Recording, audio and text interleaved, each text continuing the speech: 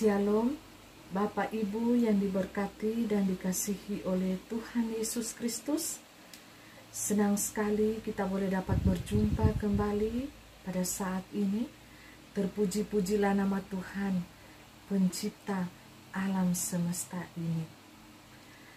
Pada malam hari yang indah ini, saya ingin merenungkan firman Tuhan yang terambil di dalam Kejadian pasalnya yang ke-6 sampai pasalnya yang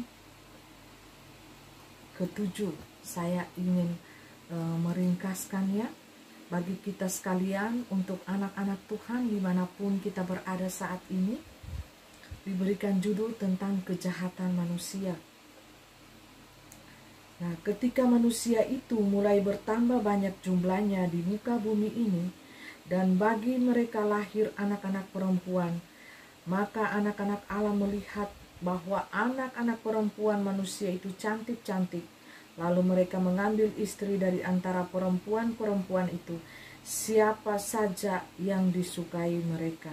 Berfirmanlah Tuhan, Rohku tidak akan selama-lamanya tinggal di dalam manusia, karena manusia itu adalah daging, tetapi umurnya akan 120 tahun saja. Pada waktu orang-orang raksasa ada di bumi, dan juga waktu sesudahnya ketika anak-anak Allah menghampiri anak-anak perempuan manusia, dan perempuan-perempuan itu melahirkan anak bagi mereka. Inilah yang gagah perkasa di zaman purbakala, orang-orang yang kenamaan. Ketika Tuhan melihat bahwa kejahatan manusia besar di bumi, dan bahwa segala kecenderungan hatinya selalu membuahkan kejahatan semata-mata, maka menyesallah Tuhan bahwa Ia telah menjadikan manusia di bumi, dan hal itu memilukan hatinya. Berfirmanlah Tuhan, Aku akan menghapuskan manusia yang telah Aku ciptakan itu dari muka bumi, baik manusia maupun hewan, dan binatang-binatang melata, dan burung-burung di udara, sebab Aku menyesal bahwa Aku telah menjadikan mereka. Tetapi Nuh mendapat kasih karunia di mata Tuhan. Nah, saya pada malam hari ini akan membahas tentang kejahatan manusia dan seorang nabinya yang bernama Nuh. Ya, Nabi Nuh. Nabi Nuh mendapat kasih karunia di mata Tuhan. Sungguh alangkah indahnya, sungguh alangkah eloknya, sungguh alangkah bersukacitanya, berbahagianya manusia apabila kita mendapatkan kasih karunia di mata Tuhan. Terpuji-pujilah Tuhan. Riwayat Nuh, inilah riwayat Nuh. Nuh adalah seorang yang benar dan tidak bercela di antara orang-orang sesamanya, dan Nuh itu hidup bergaul dengan Allah. Nuh memperanakan 3 orang laki-laki, Sem, Ham, dan Yafet. Adapun bumi itu telah rusak di hadapan Allah dan penuh dengan kekerasan. Allah menilik bumi itu, dan sesungguhnya rusak benar, sebab semua manusia menjalankan hidup yang rusak di bumi. Jadi penuh kejahatan dan dosa, ya Bapak Ibu. Berfirmanlah Allah kepada Nuh, Aku telah memutuskan untuk mengakhiri hidup segala makhluk, sebab bumi telah penuh dengan kekerasan oleh mereka. Jadi aku akan memutuskan mereka bersama-sama dengan bumi. Saya loncat ke ayat yang ke-17. Sebab sesungguhnya aku akan mendatangkan air bah meliputi bumi, untuk memusnahkan segala yang hidup dan bernyawa di kolong langit. Segala yang ada di bumi akan mati binasa. Tetapi dengan engkau aku akan mengadakan perjanjianku, dan engkau akan masuk ke dalam bahtera itu, engkau bersama-sama dengan anak-anakmu dan istri anak-anakmu. Loncat ke ayat yang ke-22. Lalu Nuh melakukan semuanya itu tepat seperti yang diperintahkan Allah kepadanya. Demikianlah dilakukannya. Terpuji-pujilah nama Tuhan. Adapun pada zaman Nuh telah terjadi murka Allah yang sangat besar secara menyeluruh bagi dunia ini. Allah memusnahkan segala apapun yang ada di muka bumi ini. yang hidup dan yang bernapas di muka bumi ini. Allah menghapuskan segala kehidupan yang ada di muka bumi ini. Karena apa? Karena kejahatan manusia semakin bertambah-tambah di mata Tuhan. Apa yang dilakukan manusia adalah jahat, membuahkan segala kejahatan, kecongkakan, keangkuhan, gaya hidup yang najis. Segala yang jahat yang dilakukan oleh manusia pada zaman Nuh itu telah tercatat di dalam firman Tuhan ini melalui para nabinya yang telah menulis firman Tuhan ini di dalam dimensi roh. Roh daripada Tuhan sendiri, roh ilahi yang mengilhamkan tulisan ini sehingga kita bisa dapat merenungkan kisah daripada kejahatan manusia pada saat itu, pada zaman Nuh. Dan kita melihat pada zaman sekarang, tidak lebih tidak kurang, manusia zaman sekarang adalah manusia-manusia yang angkuh, produk-produk yang angkuh. Walau tidak semua Bapak Ibu, tetapi kebanyakan yang saya melihat, baik itu melalui berita, baik itu melalui apapun, dunia nyata, dunia dumais, dimanapun saya melihat bahwa dunia saat ini tidak lebih tidak kurang daripada zaman Nuh, atau malah lebih di akhir zaman ini. Manusia semata-mata hanya melakukan dosa dan dosa kejahatan di mata Tuhan. Baik itu dosa kecil, dosa besar, yang kita anggap dosa kecil, dosa besar. Kita berbohong, kita katakan itu adalah dosa kecil, biasa-biasa saja. Tetapi manakala disoroti di mata Tuhan, itu adalah dosa yang besar. Dosa kecil, dosa besar adalah sama di mata Tuhan, kejahatan. Tidak ada tolerir kata dosa kecil dan dosa besar di hadapan Tuhan. Semuanya sama Bapak Ibu. Bapa pembohong itu adalah Lucifer. Jadi jangan kita menjadi anak-anak Tuhan yang suka berbohong, yang suka melakukan dosa apapun. Jangan Bapak Ibu. Jadi kita harus merenungkan kisah ini. Jangan sekali-sekali kita menyakiti hati Tuhan dengan 10 hukum Tuhan yang Tuhan telah turunkan kepada nabinya, Nabi Musa. Jangan sekali-kali kita melanggarnya. Kalau kita sudah tahu itu dosa, ya kita melanggarnya, cepat-cepat kita bertobat, minta ampun kepada Tuhan, dan kita kembali kepada jalan Tuhan yang Maha Kudus itu.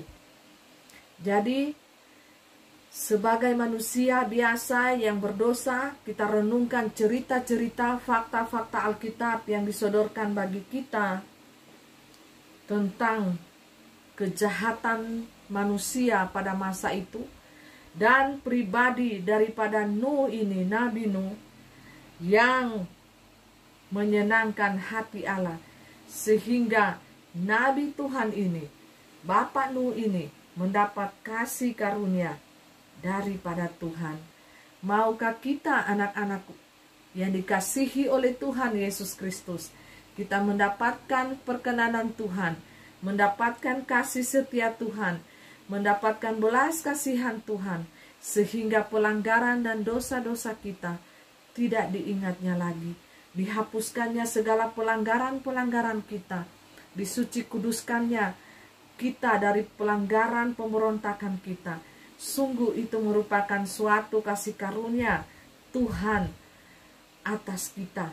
Belas kasihan Tuhan itu tetap turun atas kita, anak-anak Tuhan yang diberkati Tuhan, dimanapun kita berada. Sedarilah, mari kita menyenangkan hati Tuhan. Kita menyenangkan hati Bapa Surgawi itu, yang tidak kelihatan, tetapi Dia yang Maha Kuasa, melihat perbuatan kita di gelap dan di terang. Dia mengetahui segala tindak tanduk kita. Mari kita berseru kepadanya. Kita tinggalkan dosa-dosa kita. Kita tinggalkan keinginan-keinginan hati kita untuk berbuat dosa di hadapan Tuhan, untuk menjadi pemberontak-pemberontak di hadapan Tuhan. Tetapi marilah, biarlah kita sebagai anak-anak Tuhan, Kita selalu menyenangkan hati Tuhan dengan perbuatan kita, dengan isi hati kita, dengan karakter kita. Kita menjadi penyembah-penyembah Tuhan yang benar, yang bercahaya, berkenan di hadapan Tuhan. Bapak, Ibu, Saudaraku yang diberkati oleh Tuhan Yesus Kristus, senangkanlah hati Tuhan dengan kehidupan kita. Hiduplah di dalam kebenaran firman Allah. Firman Allah inilah yang menjadi patokan bagi kita, agar supaya apa? Hidup kita berkenan di hadapan Tuhan.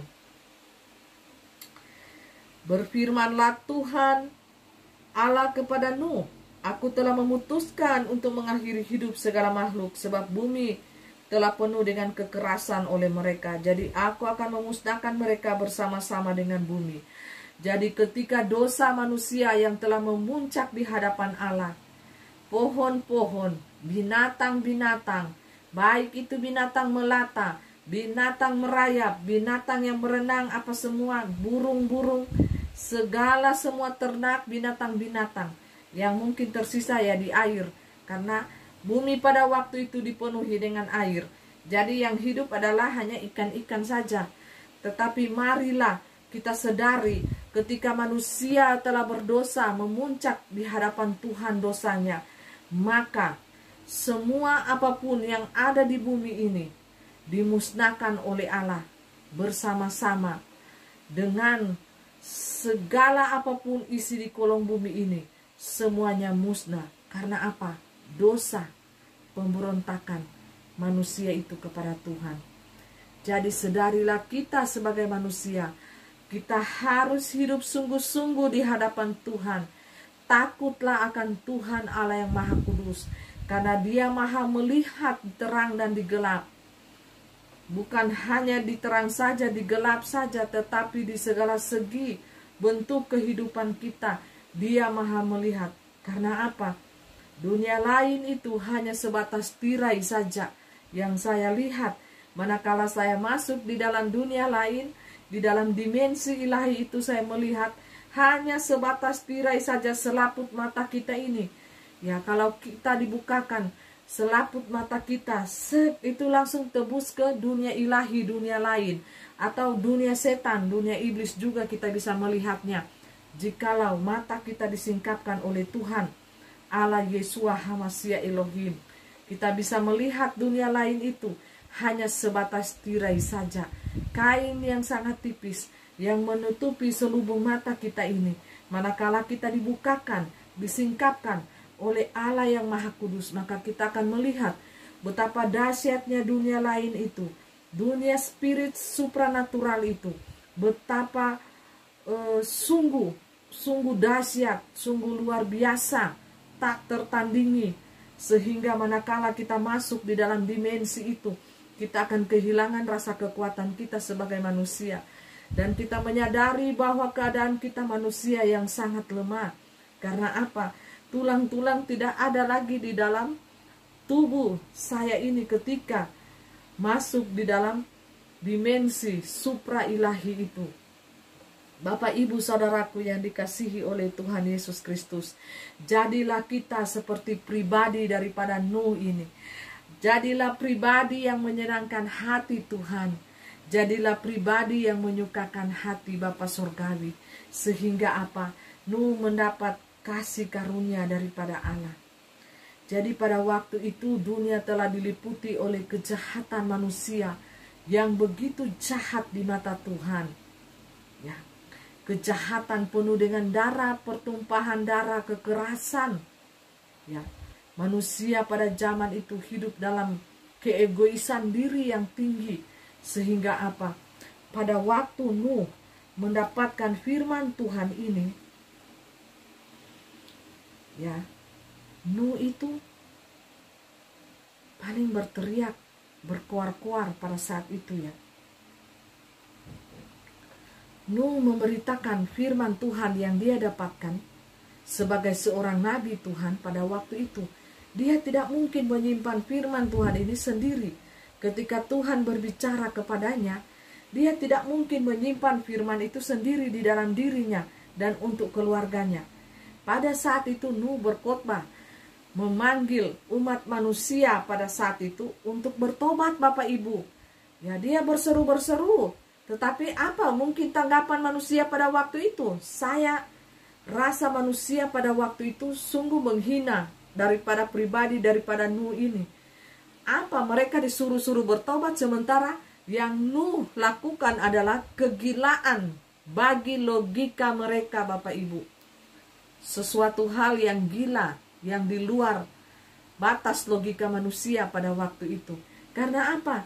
Nuh mendirikan bahtera, perahu yang sangat besar, sebuah kapal yang sangat besar, itu di atas puncak gunung, di hutan, Bapak Ibu. Sehingga apa? Kayu-kayu pada saat itu cepat ditebang dan langsung dibuatkan perahu, kapal yang sangat besar pada waktu itu. Sehingga memuat bermacam-macam binatang yang dibawa sepasang demi sepasang. Sehingga ada binatang-binatang itu sampai pada saat ini kita menikmati dagingnya. Ya, kita menikmati keindahannya itu berkat daripada nabinya Tuhan Nuh yang membawa sepasang-sepasang binatang pada waktu itu. Sehingga binatang itu beranak terus-menerus sampai di zaman kita ini. Ya, jadi Bapak Ibu Saudaraku yang diberkati oleh Tuhan Yesus Kristus, pada waktu yang bersamaan ketika Nuh mengajak seluruh manusia pada zamannya itu untuk bertobat, bertobatlah, bertobatlah, karena murka Tuhan itu akan segera tercurah bagi dunia ini. Saya sangat sadar dan menyadari akan hal ini. Susah sekali ditanggap oleh manusia dunia nyata yang hatinya itu angkuh, egois, penuh kesombongan, keangkuhan diri pada waktu itu, penuh dengan kejahatan dan dosa-dosa yang mereka perbuat, sehingga tertutuplah mata batin mereka, hati nuraninya, tidak ada roh kebenaran, tidak ada cahaya kebenaran Allah di dalam diri mereka. Sehingga apa, Bapak Ibu Saudaraku yang diberkati Tuhan Yesus, Nuh terima itu adalah penghinaan daripada manusia pada zaman itu. Bukan bukan pujian, bukan ucapan terima kasih. Terima kasih ya, nabinya sudah menegur kami supaya kami bertobat. Tidak. Yang Nuh terima adalah hinaan, Bapak Ibu. Karena apa? Karena Nuh membangun bahtera di atas gunung. Bagi manusia logika, manusia daging yang tidak mengenal Allah dengan benar, itu di luar logika mereka. Hanya orang gila saja yang membangun bahtera kapal yang sangat besar itu di atas gunung. Seharusnya kapal yang besar itu dibangun di tepi laut atau di tepi sungai yang ada airnya, supaya bisa langsung dipakai untuk berlabuh di samudra raya. Ya, bukan di atas gunung, Bapak Ibu. Adakah air di atas gunung? Pemikiran logika manusia nyata pada waktu itu tidak ada. Tidak tembus sama sekali di logika manusia dunia daging, hawa nafsu ini, kedagingan. Akan hal itu terjadi walaupun Nuh pada saat itu berteriak, bertobat, bertobatlah. Murka Tuhan akan segera terjadi karena Nuh sudah tahu Tuhan berbicara langsung kepadanya bahwa dia akan melenyapkan isi dunia ini, ya, dengan air bah akan ditenggelamkan, semuanya akan dimusnahkan. Sampai hatinya Allah itu menyesal di dalam menciptakan manusia itu. Karena apa? Kejahatan manusia itu telah memuncak di hadapan Tuhan, Bapak Ibu, di hadapan matanya Tuhan. Sedangkan Tuhan Allah ini, ya, tidak sanggup dan tidak mampu menahan dosa itu yang telah manusia perbuat di matanya. Kejahatan dosa itu sangat menyakiti hatinya, Bapak Ibu. Jadi manusia ciptaan Tuhan, kita ini sebagai dunia manusia, janganlah kita menyakiti hati Tuhan, jangan. Ya, kita harus menyenangkan hati Tuhan, menyukakan hati Tuhan, menyembah Tuhan di dalam roh dan kebenaran. Hati kita ini jangan busuk. Hati kita ini harus tulus, murni, mengasihi orang lain, mengasihi sesama kita, walaupun mereka mungkin menyakiti hati kita dengan kata-katanya, dengan perbuatannya, tetapi kita harus balas mereka dengan cinta kasih Tuhan. Karena apa? Kita sudah terlebih dahulu merasakan cinta dan kasih Tuhan itu di dalam hati kita. Jadi kita tidak seharusnya, tidak sepantasnya membalas kejahatan dengan kejahatan. Tetapi manakala orang berbuat jahat kepada kita, mensolimi kita, kita harus membalas dia dengan kebaikan dan doa-doa berkat kepadanya. Agar supaya apa? Pengampunan dan belas kasihan Allah itu tercurah juga bagi orang itu. Tetapi mungkin juga ada teguran-teguran Tuhan yang di dalamnya sebagai cambukan untuk menyadarkan orang-orang tersebut. Ya, ada proses Tuhan yang berlangsung. Itulah yang dinamakan dengan karma. Karma itu nyata Bapak Ibu.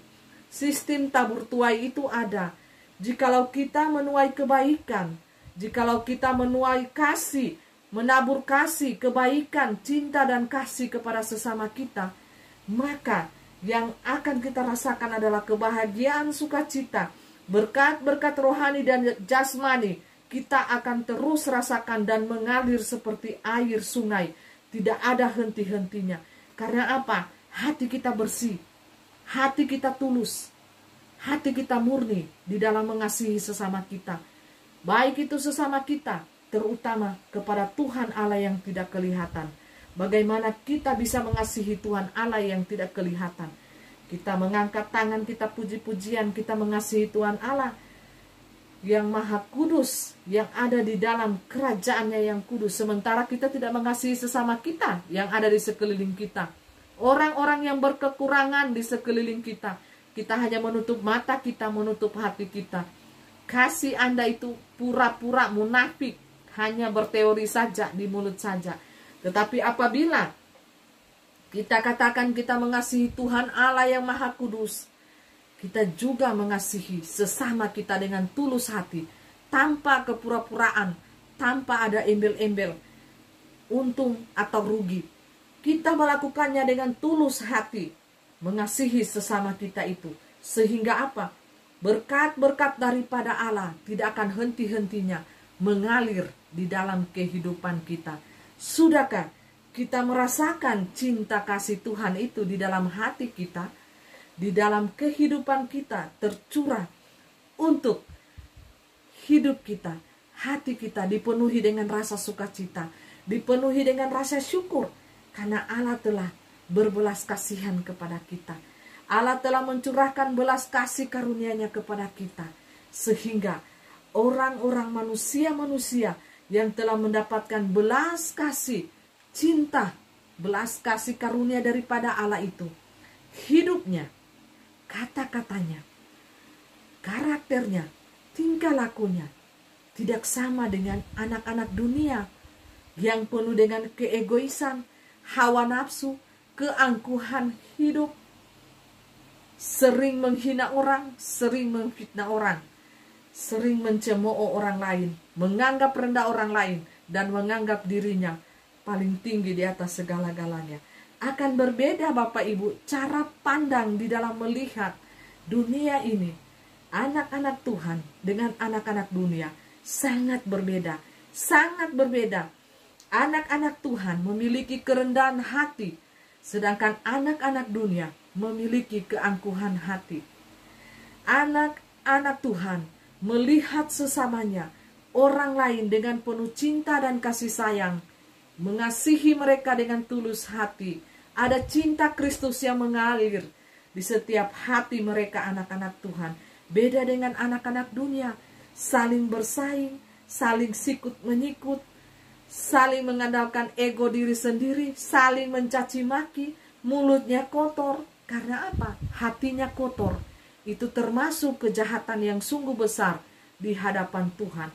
Hati yang kotor akan mengeluarkan mulut yang kotor, penuh hinaan, fitnaan, cacian, segala kebun binatang akan keluar.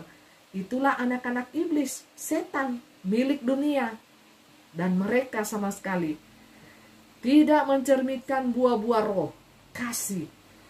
Mungkin mereka bisa saja ada sebagai anak-anak di sekeliling kita rajin masuk gereja, belum tentu dia berjumpa dengan Tuhan Allah yang Maha Kudus. Rajin mengikuti aktivitas rohani, belum tentu dia telah berjumpa dengan Sang Ilahi itu. Rajin berdoa, belum tentu dia berjumpa. Rajin baca firman Tuhan, belum tentu, mungkin hanya untuk dilihat orang. Mungkin hanya ingin mendapatkan pujian daripada orang lain. Ketika manakala dia melakukan semuanya itu dilihat orang. Seperti yang dilakukan oleh ahli-ahli Taurat, orang-orang Farisi, hanya untuk dilihat orang. Apa kata Tuhan? Hai ular beludak, iblis, setan. Ya, ahli-ahli Taurat ini dikatakan turunan ular beludak, munafik. Mereka melakukan semuanya untuk mendapatkan pujian daripada manusia. Mereka tidak sama sekali mencari pujian daripada Allah. Mereka yang hanya inginkan adalah pujian dan sanjungan daripada manusia.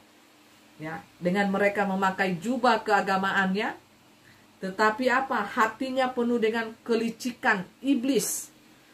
Menjebak Yesus, ingin menjatuhkan Yesus sehingga mereka ingin menyalibkan Yesus, membunuh Yesus pada waktu itu.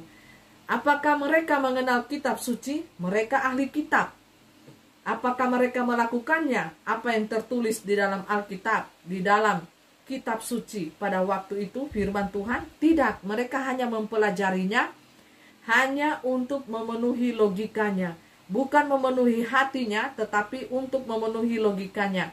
Agar supaya tambah pintar menghakimi orang, tambah pintar menjatuhkan statement-statement yang menyakiti hati orang lain, menganggap diri lebih daripada orang lain, menganggap lebih rohani daripada orang lain.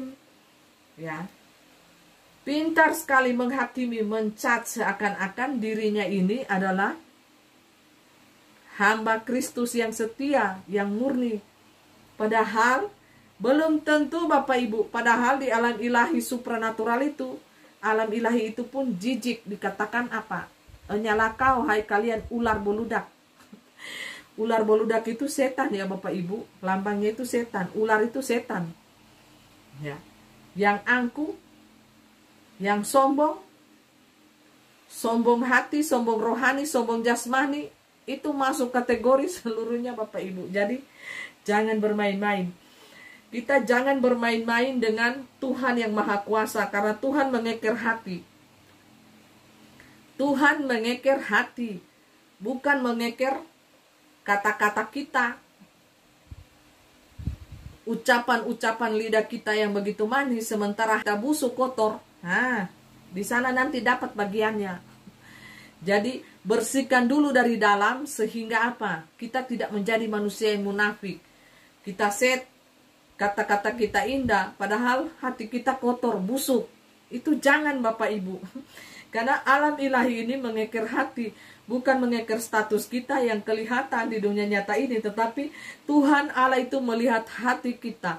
Manakala kita mengeluarkan juga kata-kata yang hanya memanipulasi orang lain, sementara hati kita ini busuk, kotor, ya, penuh sampah-sampah di hati kita, itu tidak masuk hitungan di dalam alam ilahi itu Bapak Ibu. Langsung di drop out, Anda itu dikeluarkan, ya, tidak masuk di dalam hitungannya Tuhan, anak-anak Tuhan yang diberkati oleh Tuhan.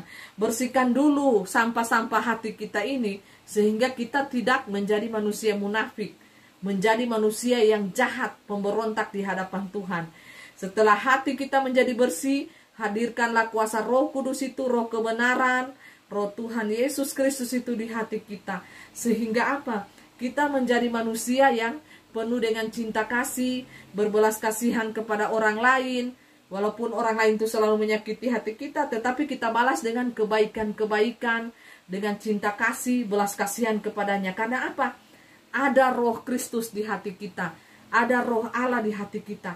Kita tidak membalas kejahatan orang lain dengan kejahatan, tetapi kita balas kejahatan mereka dengan kebaikan. Itulah sistem hukum daripada Kristus. Cinta, kasih, dan belas kasihan. Dan buah-buah roh itu, roh-roh kebaikan-kebaikan, hati kita dipenuhi dengan kebaikan semuanya. Itu mendatangkan berkat yang luar biasa bagi kehidupan kita. Baik berkat rohani maupun berkat jasmani. Bapak, Ibu, Saudaraku yang dikasihi oleh Tuhan Yesus Kristus.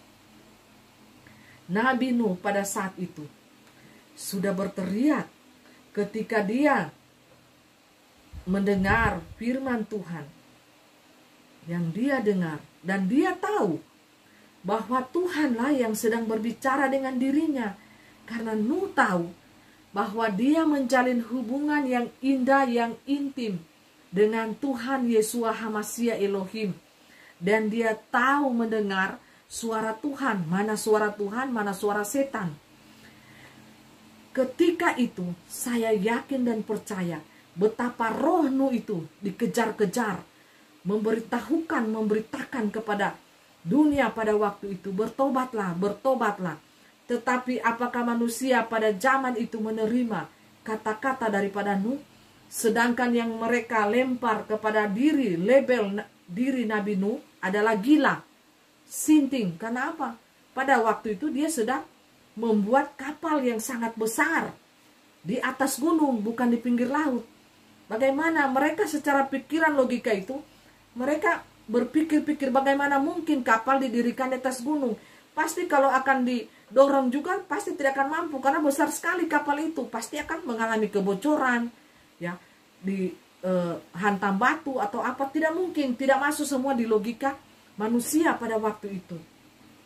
Nah, tetapi Tuhan memakai Nuh untuk menggenapi setiap firman-Nya di atas muka bumi ini. Walaupun tidak masuk logika bagi manusia biasa yang penuh dengan kedagingan dan hawa nafsu, pastilah saya membayangkan pada waktu itu Nuh ini menjadi bahan tertawaan, olokan manusia pada waktu itu. Siang dan malam dia menerima penghinaan. Ya, pada saat dia berkata, bertobatlah, bertobatlah, karena dunia akan diliputi air. Tidak masuk akal Bapak Ibu. Pasti mereka akan katakan air itu masih tenang di laut dan di sungai.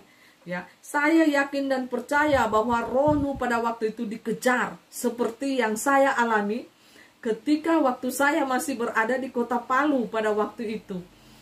Ketika 3 bulan sebelum kejadian bencana tsunami 2018 itu, saya telah mendapatkan penglihatan-penglihatan yang luar biasa daripada Tuhan. Karena saya diberikan karunia penglihatan yang luar biasa daripada Tuhan Yeshua HaMashiach Elohim.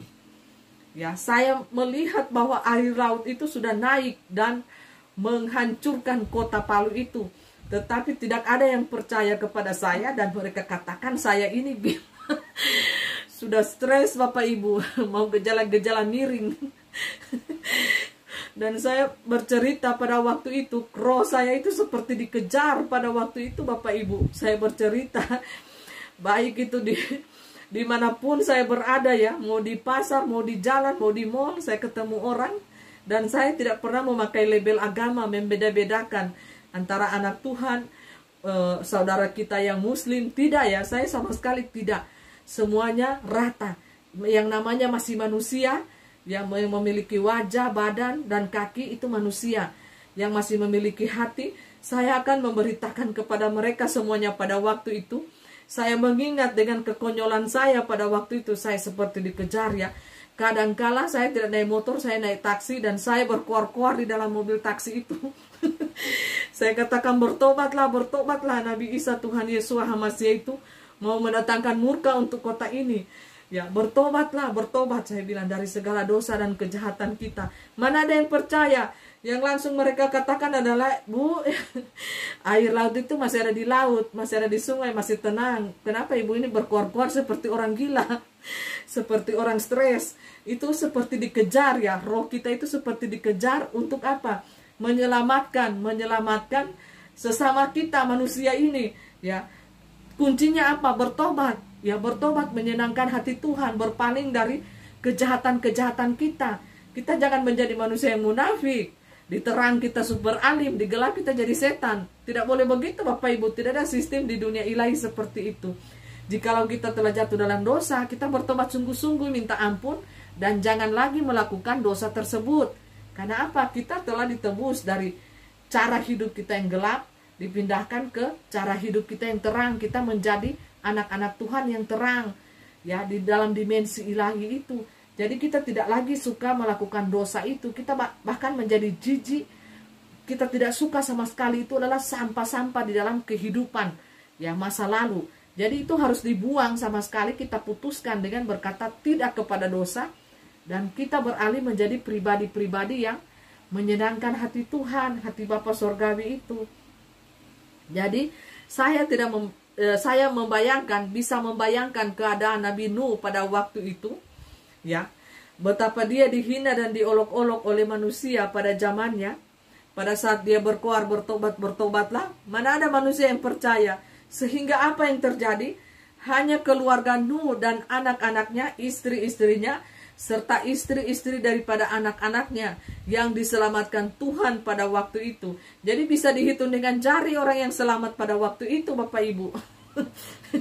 Jadi yang tidak percaya ini, yang hanya memakai logika, kesombongan, keangkuhan hidup, kejahatan hidup menurut hawa nafsu kedagingan, yaitu akan menyesal manakala mereka tidak mengikuti sungguh-sungguh firman Tuhan itu di dalam kehidupan kita. Jadi saya bisa merasakan hal yang seperti terjadi di dalam keadaan dan diri Nabi Nuh pada waktu itu, ketika rohnya dikejar-kejar. Ya, kita ini kalau mendapatkan firman Tuhan, ilham daripada roh kebenaran, Roh Kudus, jikalau Tuhan Yesus itu telah berbicara langsung dan kita tahu suaranya, kita peka mendengarkan suaranya, maka yang terjadi adalah roh kita itu seperti dikejar, Bapak Ibu, ingin memberitahukan seperti gos-gosan gitu, ingin memberitahukan bertobatlah. Karena apa? Kota ini akan dimurkai Tuhan, kota ini akan dimurkai Allah. Ya, seperti itu yang saya lihat, ya Bapak Ibu, yang terjadi di kota Palu pada waktu itu. 3 bulan sebelum bencana itu datang, saya melihat Tuhan Yesus berjalan di awan-awan, mencurahkan murkanya, membawa gulungan kitab, dan dilemparlah gulungan kitab itu, dan di tengah awan-awan itu berubah menjadi loyang hitam, yang sangat hitam, ya seperti oli tua itu, warnanya silver, dan tertuanglah di kota Palu itu. Dan saya berkoar-koar kepada semua orang, ya, kepada saudara semua, ya, semua orang yang saya jumpai, yang Roh Kudus ingin katakanlah kepada mereka, ya. Jadi saya berkata kepada mereka, siapa yang mempercayai saya? Tidak ada, Bapak Ibu. Pada waktu itu mereka mengatakan, siapa ini Bu Gam, Bu pendeta biasa, hanya manusia biasa kok seperti saya, orangnya hanya humor-humor, hanya bercanda-bercanda dengan kita, mana bisa kami percaya, ya, dengan omongannya Bu Pendeta. Dan pada waktu itu ketika saya menyaksikan itu, melihat penglihatan itu, Bapak Ibu, mereka hanya mentertawakan saya dan mengatakan saya gila. Saya stres, sudah gejala-gejala stres, ya Bapak Ibu. Jadi sebagian juga ada yang berkata bahwa saudara saya, ya, saudara, teman seiman, ya, orang lain, ya, berkata jangan kamu jadi penyesat, jangan kamu menjadi seorang pemimpi. Jangan menjadi penyesat dan seorang pemimpi. Saya ingat sekali kata-kata mereka. Tetapi pada waktu bencana itu datang, ya Bapak Ibu, saya ingin menangis. Memang saya menangis dan histeris. Tetapi dalam hati saya juga menangis dan tertawa, Bapak Ibu. Karena apa? Pada saat saya memberitahukan kepada mereka, mereka mentertawakan saya dan mengolok-olok saya. Nah, ketika pada waktu bencana itu datang, saya menangis dan menjerit di hadapan Tuhan, tetapi hati saya ini tertawa. Karena apa? Saya tidak berhutang kepada mereka, berhutang darah.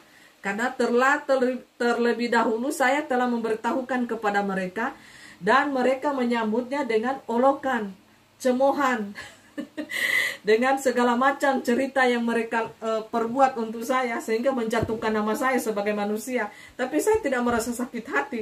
Karena apa? Saya berada di dalam dimensinya Allah. Allah senantiasa menguatkan saya, melindungi saya, menopang saya. Bahkan saya merasakan Allah sangat mencintai diri saya, mengasihi diri saya, menjadi biji mata Allah yang sangat berharga, bintang di hatinya Allah. Nah, itulah ketika anak-anak Tuhan yang senantiasa menyenangkan hati Tuhan, senantiasa senang membaca firman Tuhan, bukan hanya membaca, merenungkan firman Tuhan itu siang dan malam.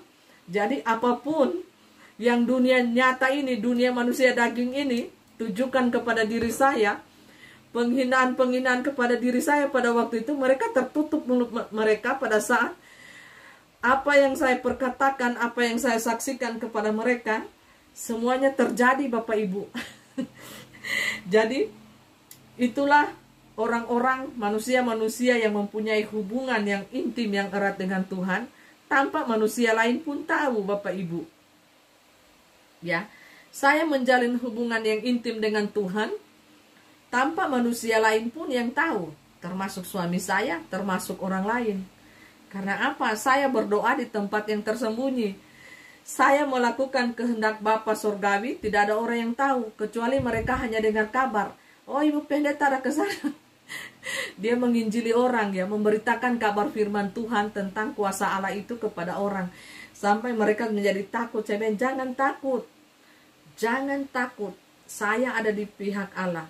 Kalau terjadi apa-apa dengan saya akan maju karena ini saya diri saya yang Tuhan pakai untuk memberitakan kabar sukacita, kabar kebenaran, kabar keilahian dan jalan yang lurus itu kepada seluruh umat manusia. Karena apa?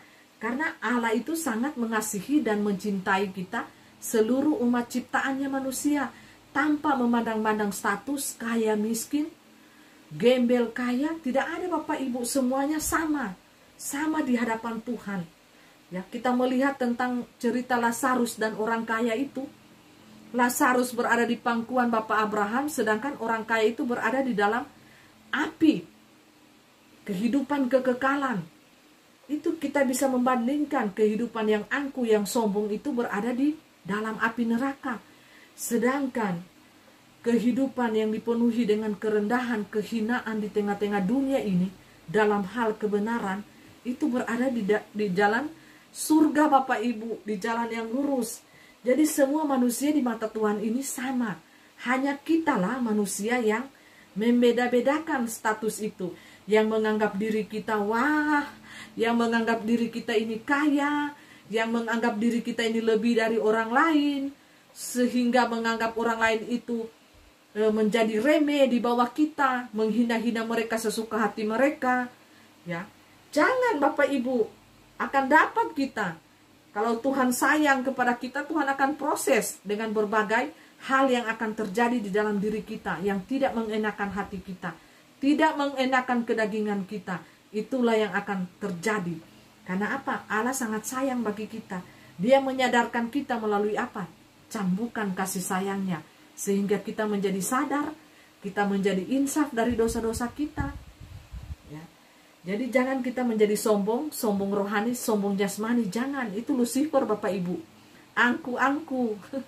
Jangan menganggap diri lebih dari orang lain. Jangan Bapak Ibu. Kita kalau sudah dekat dengan Tuhan, kita tahu jalan ilahi itu, kita bertemu dengan Tuhan Yesus itu, kita semakin merendahkan diri di hadapan Tuhan. Tidak angku Bapak Ibu, melayani orang lain dengan kasih, penuh kasih sayang dengan tulus hati. Karena apa? Hati yang memiliki ketulusan dan cinta, kasih daripada Tuhan, itulah yang bisa melihat Allah Bapak Ibu. Hati yang indah, hati yang baik. Walaupun mungkin manusia lain melihat kita biasa-biasa saja di tengah-tengah dunia ini.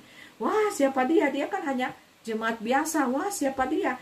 Dia kan hanya orang biasa. Tidak ada jabatan apa-apa di gereja. Tidak ada apa. Jangan. Tidak usah kita berpikir begitu. Yang penting apa? Hati kita ini terkoneksi dengan Tuhan. Tidak perlu jabatan. Tidak perlu apa-apa. Yang penting kita bisa menjadi berkat. Lilin-lilin yang kecil di sekeliling kita. Kita bisa menjadi berkat di sekeliling kita, ya, ataupun di satu bangsa, ataupun di seluruh bangsa dunia. Kita bisa menjadi berkat bagi seluruh bangsa di tengah-tengah dunia ini, sehingga orang lain bisa melihat sinarmu terpancar di dalam pribadimu. Ada Tuhan Yesus Hamasiah, roh yang luar biasa itu, yang engkau punyai sebagai anak-anak Tuhan. Itulah yang orang dunia bisa ketahui bahwa engkau adalah DNA-nya ilahi, bintang di hatinya Allah. Ya, sehingga manakala engkau keluar sebagai saksi, maka orang akan melihat semuanya. Karena bintang diletakkan di atas, bukan di bawah meja, bukan di bawah gentang, bukan di bawah, tetapi bintang itu berada di atas, sehingga sinar kemuliaan Tuhan itu terpancar atas orang-orang tersebut, atas anak-anak Tuhan yang diberkati dan dikasihinya, sehingga dia memberitakan firman Tuhan itu, kuasa Allah itu bernubuat, mengadakan mujizat. Dia akan lakukan di tengah-tengah dunia ini. Karena apa? Dia seorang bintang ilahi di hatinya Allah, di tangan kanannya Allah. Siapakah bintang-bintang itu? Orang dari orang-orang biasa, tetapi hati mereka yang terpilih di hadapan Tuhan. Mereka telah membayar harga untuk semuanya dan telah lulus di dalam ujian-ujian kehidupan bagi dirinya, sehingga mereka bisa muncul menjadi bintang di tangan kanannya Allah. Terpuji-pujilah Tuhan. Biarlah kita anak-anak Tuhan berlomba-lomba di dalam pertandingan iman yang benar, sehingga kita keluar sebagai pemenang dan bercahaya di hadapan Tuhan. Nah, pada waktu itu air bah muncul tiba-tiba, seluruh bumi dipenuhi dengan air, segala makhluk mati seketika itu juga. Dan yang hanya selamat adalah keluarga daripada Nabi Nuh, anak-anaknya dan istrinya. Mereka aman terpelihara di dalam kapal yang besar itu. Dan Tuhan ada beserta dengan hambanya, nabinya ini. Sehingga pada waktu sampai air bah itu menjadi surut, Nuh pertama-tama mendirikan mezbah Tuhan untuk menyembah kepada Tuhan pada waktu itu. Dia datang bersyukur kepada Tuhan karena penyertaan dan cinta belas kasihan Tuhan itu nyatalah di dalam hidupnya. Jadi Bapak Ibu Saudaraku yang diberkati oleh Tuhan Yesus Kristus, janganlah kita terlalu tertanam dan fokus kepada harta dunia, mamon dan uang, tetapi biarlah hidup kita ini yang pertama dan utama adalah menyenangkan hati Tuhan, menyukakan hati Tuhan, sehingga apa? Berkat-berkat rohani dan jasmani kita boleh rasakan. Kita boleh berada di dalam perlindungan dan penyertaan Tuhan. Dan kuasa Roh Kudus itu selalu memimpin kita anak-anak Tuhan. Percayalah, di dalam Tuhan ada kedamaian, ada kebahagiaan, ada sukacita dan rasa tentram, damai di hati selalu kita rasakan. Walaupun di dalam keadaan dunia ini yang kacau balau, yang dipenuhi dengan ketakutan, kegalauan, tetapi anak-anak Tuhan yang melekat erat dengan Tuhan, itu akan mendapatkan perlindungan penyertaan Tuhan. Ada roh sukacita, damai, sejahtera, semangat di dalam Tuhan, di dalam mencari Tuhan, haus jiwanya, rohnya, di dalam mencari kebenaran firman Tuhan itu. Senangkanlah hati Tuhan itu dengan karakter kita, dengan hati kita yang indah, dengan ucapan kita, penyembahan kita di hadapan Tuhan, yang tidak ada pakai kata munafik, tetapi tulus hati, mau datang mencari Tuhan, sungguh-sungguh bertobat dan mengikuti perintah Tuhan di dalam kehidupan kita. Sungguh pun saya sangat bersyukur kepada Tuhan karena saya diberikan karunia penglihatan yang tidak dibatasi dengan waktu. Dan tahukah kita sekalian bahwa setiap waktu, hari demi hari, yang saya lihat di dinding adalah manusia serigala, setengah manusia, setengah serigala, setengah ular, setengah manusia, berganti-ganti wajah yang di dinding yang saya lihat. Dan wajah itu merinding saya ya, dan wajah itu berganti-ganti, dan bahwa itu menunjukkan bahwa di alam roh manusia serigala, manusia ular yang sedang menguasai dunia ini sangat jahat. Hari-hari ini adalah hari-hari yang jahat. Untuk itu pertahanan kita adalah firman Tuhan. Bergaul kariblah dengan Tuhan dan renungkanlah firman itu siang dan malam. Biarlah pada saat ini kita anak-anak Tuhan senantiasa mencari hadirat Tuhan, perkenanan Tuhan di dalam kehidupan kita, sehingga kita bisa menjadi saksi anak-anak Tuhan bagi sekeliling kita, bagi negara kita, dan bagi seluruh negara dunia ada di dalam genggaman kita. Karena apa? Di mata saya dunia hanyalah sebaskom cucian baju, Bapak Ibu. Diperlihatkan Tuhan betapa kecilnya, tetapi manakala di dunia nyata kita mengelilinginya dunia ini, tidak ada habis-habisnya waktu yang akan kita tempuh berhari-hari jikalau kita mengelilingi dunia. Tetapi di mata saya adalah seperti cucian baskom yang hitam itu yang besar. Dan Tuhan melihat manakah mempelai-mempelainya yang bercahaya dan mana yang tidak. Karena apa? Di dalam baskom itu sangat gelap. Mengapa dia gelap dunia ini? Karena dikuasai oleh kuasa kegelapan. Lucifer, iblis setan itu dibuang ke dunia ini menjadi kuasa penguasa kegelapan. Makanya dunia ini gelap dilihat. Sehingga anak-anak Tuhan yang bersinar itu akan cepat dilihat dan diketahui. Dia bersinar di kegelapan malam. Jadilah anak-anak Tuhan yang bukan biasa-biasa saja, tetapi anak-anak Tuhan yang bersinar. Bersinarlah dan keluarkanlah sinar kemuliaan Tuhan itu di dalam hatimu, di dalam hidupmu, sehingga engkau bercahaya, berada di tengah-tengah dunia ini. Haleluya, terpuji-pujilah nama Tuhan. Hendaklah kita bersukacita, bersemangat selalu di dalam Tuhan. Amin.